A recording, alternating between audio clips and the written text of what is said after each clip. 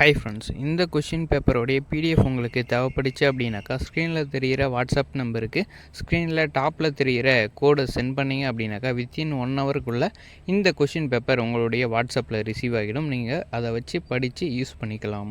Okay friends, வீடியோவை skip பண்ணாமல் ஃபுல்லாக வாட்ச் பண்ணுங்கள்.